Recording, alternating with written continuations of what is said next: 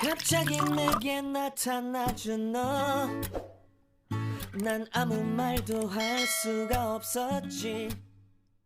첫눈에 반한. Okay start कर दें। Last chapter में क्या क्या, लास्ट लेक्चर में क्या क्या हो गया था sir? Types of reactions, combination, decomposition, displacement, double displacement और एक्सोथर्मिक और एंडोथर्मिक। एक्सोथर्मिक और एंडोथर्मिक सर इसमें क्या था, एक में हीट बाहर जा रहा था, एक में हीट एब्जॉर्ब हो रहा था ना सर। अभी क्या, अभी नेक्स्ट टॉपिक क्या है? Rate of chemical reaction. क्या है sir next topic? Rate of chemical reaction. Rate मतलब क्या सर? पैसे वाला रेट नहीं सर। रेट मतलब केमिकल रिएक्शन में रेट मतलब सर कितना फास्ट या फिर स्लो हो रहा है रिएक्शन रिएक्टेंट को प्रोडक्ट बनने में कितना टाइम लग रहा है। पहले डेफिनेशन क्या आएगा sir? Time taken by the reactant to convert into product. मतलब कितना टाइम लेगा रिएक्टेंट किस में कन्वर्ट होने में, प्रोडक्ट बनने में। उसको क्या बोलेंगे हम लोग? Rate of chemical reaction. या फिर सर दूसरा डेफिनेशन क्या, ये नहीं समझा तो it can also be defined as rate of chemical reaction को और कैसे डिफाइन कर सकते हैं? हाउ फास्ट और स्लो, कितना फास्ट या फिर स्लो ये रिएक्शन होगा कितना फास्ट या फिर स्लो। ओके सर कौन कौन से फैक्टर्स रहेंगे? 5 फैक्टर्स हैं जो अफेक्ट करेंगे रेट ऑफ केमिकल रिएक्शन को। सर कौन कौन से फैक्टर्स अफेक्ट करेंगे रेट ऑफ केमिकल रिएक्शन को? Sir factors affecting rate of chemical reaction देखते हैं, मतलब कौन से फैक्टर्स के से रेट कम या फिर ज्यादा होगा। सर पहला है nature of reactant. Nature of reactant मतलब सर जो ज्यादा रिएक्टिव मेटल्स होगा सर, जो भी ज्यादा रिएक्टिव मेटल्स रहते हैं फटाफट रिएक्ट हो जाते हैं सर। जैसे ये एग्जाम्पल दो, example sir sodium.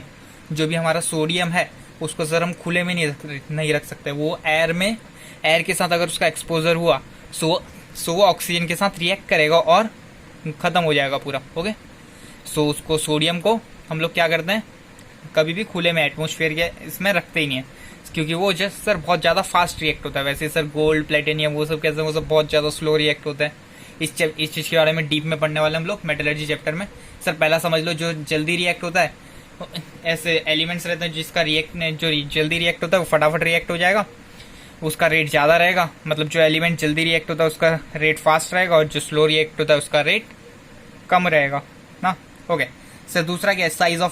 Size of particle of reactant. मतलब सर साइज के लिए सर एग्जांपल लेते हैं। ओके ये क्या लिया मैंने, 2 ग्लास।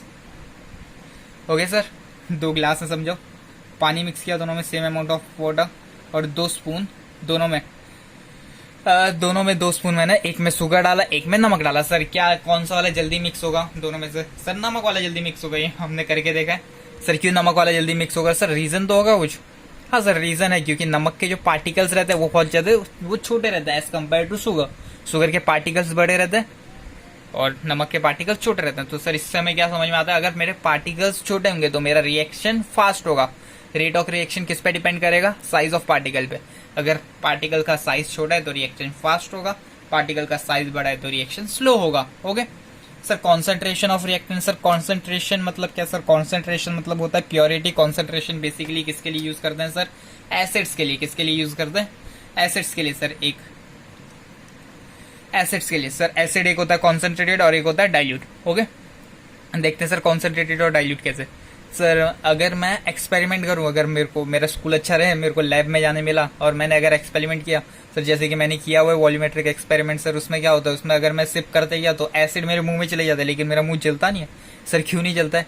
सर क्योंकि वो जो एसिड रहता है वो क्या रहता है? डाइल्यूट। उसमें 95 to 99% क्या रहता है? वाटर रहता है, और 1% एसिड रहता है। उससे क्या होगा? उससे बस खट्टा बनाता है। ओके उसको क्या बोलेंगे? जिसमें एसिड कम रहता है, जिसमें वाटर और एसिड मिक्स रहता है, उसको क्या बोलेंगे? डाइल्यूट। और सर जिसमें 90-95% एसिड रहेगा, 5-10% वाटर रहता है, उसको क्या बोलते हैं सर? कॉन्सेंट्रेटेड। ओके तो सर हमने एक्सपेरिमेंट किया और देखे कि कॉन्सेंट्रेटेड एसिड्स के साथ ज्यादा फटाफट रिएक्शन हो रहा था। ओके सो कॉन्सेंट्रेशन, तो रेट ऑफ रिएक्शन किस में ज्यादा होगा? कॉन्सेंट्रेशन से, और डाइल्यूट में कम होगा। ओके कॉन्सेंट्रेशन बढ़ेगा तो रेट ऑफ रिएक्शन बढ़ेगा। सर टेम्परेचर के हिसाब से भी सर मैं टेम्परेचर बढ़ा दूं तो रेट ऑफ रिएक्शन फटाफट होगा। सर कैटलिस्ट क्या है? सर पहले कैटलिस्ट क्या है वो समझते हैं। सर कैटलिस्ट का डेफिनेशन है कुछ, a substance in whose presence rate of chemical reaction changes. मतलब ऐसा सब्सटेंस जिसके प्रेजेंस में केमिकल रिएक्शन का रेट चेंज होगा। केमिकल रिएक्शन का रेट चेंज होगा मतलब सर रेट फास्ट ही होगा। ओके स्लो करने के लिए कैटलिस्ट रहता है, लेकिन उसको कैटलिस्ट नहीं बोलते हैं। Without causing a chemical change it is called as catalyst. मतलब केमिकल चेंज नहीं होगा, मतलब प्रोडक्ट में कोई चेंज नहीं होगा। विदाउट कॉजिंग केमिकल चेंज नहीं अच्छा लग रहा है तो without causing any change in product बोल सकते हैं. Okay, uh substance is whose presence rate of chemical reaction change होगा without causing any chemical change, any change in product, without causing any change in product is called as catalyst. मतलब जिसके वजह से product में कोई change नहीं होगा उसको क्या बोलेंगे, कैटलिस्ट. सो कैटलिस्ट ऐड करने से भी रेट ऑफ रिएक्शन बढ़ेगा हमारा. ओके सर, इसके पॉइंट्स देखते हैं थोड़ा. ओके, रेट ऑफ रिएक्शन पहला sir increases for more reactive element and vice versa. Sir पहला क्या लिखा, रेट ऑफ रिएक्शन इंक्रीज होगा किसके लिए, फॉर जो ज्यादा रिएक्टिव एलिमेंट है, उसके लिए ज्यादा इंक्रीज होगा. और वाइस वर्सा मतलब जो कम रिएक्टिव एलिमेंट है उसके लिए क्या रहेगा, कम रहेगा, डिक्रीज होगा रेट ऑफ रिएक्शन. वही है उसका उल्टा. ओके, वाइस वर्सा मतलब sir smaller is the size of particle, higher is the rate of reaction. Sir second point क्या है, अगर मेरा पार्टिकल का साइज छोटा है तो मेरा रेट ऑफ रिएक्शन क्या रहेगा, ज्यादा रहेगा. सर ये भी मैंने अभी पढ़ा एग्जांपल शुगर और सॉल्ट वाले, उससे मेरे को पता चला. ओके सर, नेक्स्ट क्या है, rate of reactant is directly proportional to the rate of reaction is directly proportional to the concentration of reactant. Rate of reaction आएगा, rate of reaction is directly proportional to the concentration of reactant. मतलब कितना concentrated है कि नहीं, concentration of reactant. Okay, जो rate of reaction रहेगा वो किससे डायरेक्टली प्रोपोर्शनल रहेगा, कॉन्सेंट्रेशन से. मतलब अगर कॉन्सेंट्रेशन ज्यादा है तो रेट बढ़ेगा, कॉन्सेंट्रेशन कम है मतलब डाइल्यूट है तो रेट कम होगा. ओके, अभी सर नेक्स्ट क्या है, rate of reaction increases on increasing temperature. Sir ये तो पढ़ा हमने, टेम्परेचर इंक्रीज करेंगे तो रेट ऑफ रिएक्शन इंक्रीज होगा. और rate of reaction increases on adding catalyst. मतलब अगर मैं कैटलिस्ट ऐड करूंगा तो क्या होगा, रेट ऑफ रिएक्शन इंक्रीज होगा. ओके सर, सिंपल था. Factors affecting rate of reaction और रेट ऑफ रिएक्शन क्या था हमारा, हाँ बहुत ज्यादा सिंपल था. सर नेक्स्ट टॉपिक में आ जाते हैं. नेक्स्ट क्या है, oxidation and reduction reaction. Sir oxidation और रिडक्शन, सर ये तो बेसिक सर नाइन्थ में भी आया था ये शायद. ओके सर, ऑक्सीडेशन क्या रहता है सर, जिसमें ऑक्सीजन ऐड होगा या फिर हाइड्रोजन रिमूव होगा. ओके, ऐसा रिएक्शन जिसमें ऑक्सीजन ऐड होगा या फिर हाइड्रोजन रिमूव होगा. ओके, उसको क्या बोलेंगे हम लोग, ऑक्सीडेशन. सर पढ़ते हैं, reaction in which reactant combines with oxygen. जिसमें रिएक्टेंट क्या होगा, कंबाइन विद ऑक्सीजन और लूजेस हाइड्रोजन. या तो कंबाइन होगा ऑक्सीजन से या फिर हाइड्रोजन को लूज करेगा. क्या बनाने के लिए, प्रोडक्ट बनाने के लिए. उसको क्या बोलेंगे, ऑक्सीडेशन रिएक्शन. सर इसका उल्टा, रिडक्शन के लिए इसका उल्टा होगा, या तो हाइड्रोजन ऐड होगा या फिर ऑक्सीजन रिलीज होगा. सर देख लेते हैं, रिडक्शन में क्या, reaction in which reactant combine with, या रिएक्टेंट कंबाइन होगा हाइड्रोजन से, ये क्या लूज करेगा, ऑक्सीजन. क्या बनाने के लिए, प्रोडक्ट. उसको क्या बोलेंगे हम लोग, रिडक्शन रिएक्शन. सर दोनों के एग्जाम्पल्स हैं, एग्जाम्पल्स भी चेक कर लेना एक बार. ओके सर, नेक्स्ट क्या है सर, इससे पहले ये वाला रिएक्शन देखना है. हाँ सर, रिएक्शन देखते हैं. CuO प्लस H2 क्या बन रहा है, Cu plus H2O.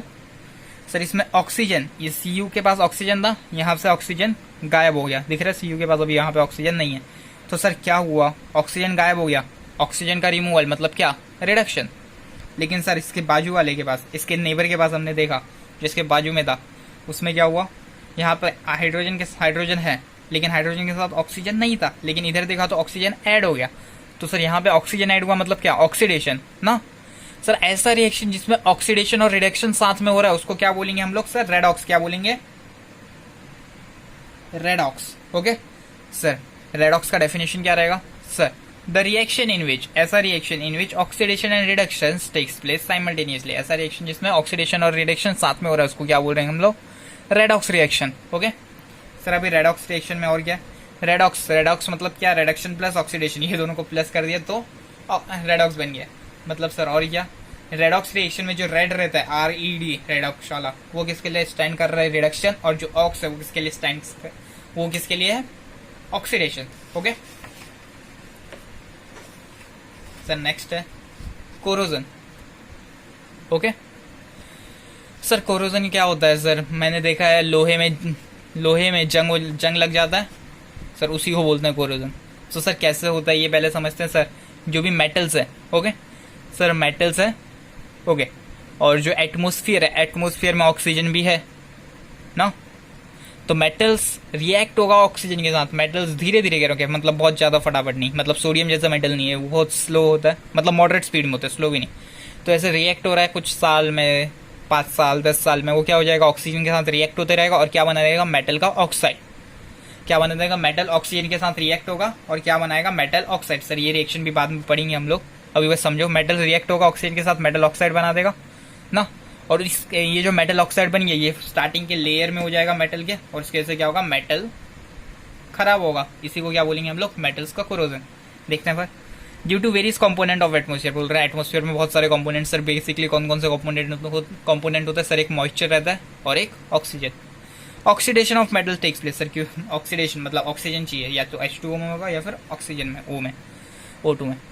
Due to various component of atmosphere oxidation of metal takes place. क्या होता है, ऑक्सीडेशन, रिडक्शन नहीं हो रहा है, क्या हो रहा है, oxidation. Okay, consequently resulting in the damage, उसके वजह से क्या हो रहा है, मेटल का डैमेज हो रहा है। इसी को हम लोग क्या बोल रहे हैं, कोरोजन। कोरोजन सर फिर आयन का corrosion, formula of rust, rust मतलब जो हमारे जंग रहता है उसका फॉर्मूला है Fe2O3.XH2O। सर एक्स क्यों लेगा, वाटर ऑफ क्रिस्टलाइजेशन, अगर याद होगा तो सही है, नहीं तो याद रखो ऐसे ही। सर वो फॉर्मूला ऑफ रस्ट हमें हमारा एग्जाम में, इसी साल हमारे एग्जाम में बोर्ड्स में आया भी था, तो रिपीट हो सकता है, तो याद रखना फॉर्मूला ऑफ रस्ट क्या था, Fe2O3.XH2O। Okay sir, last topic है चैप्टर का रेंसिडिटी। सर क्या है चैप्टर का लास्ट टॉपिक, रेंसिडिटी। सर देखा होगा मैंने, अगर तेल में कुछ सामान में कुछ फ्राई कर दिया, ओके, समोसा बनाया मैंने, तेल में फ्राई किया। सर अगर मैं एक बार बनाया, दूसरी बार बनाया सर, तो उसके बाद देखूंगा मैं तीसरी बार की सर वो ऑयल खराब हो गया है।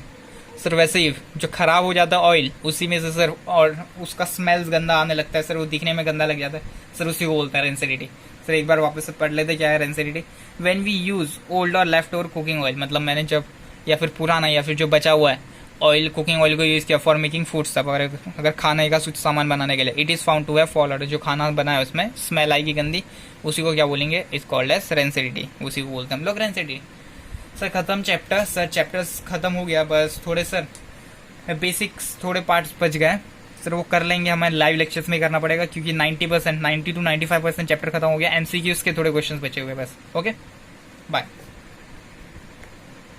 갑자기 내게 나타나준 너, 난 아무 말도 할 수가 없었지. 첫눈에 반한다는 이야기가 널 보는 순간 이해가 됐어. 매번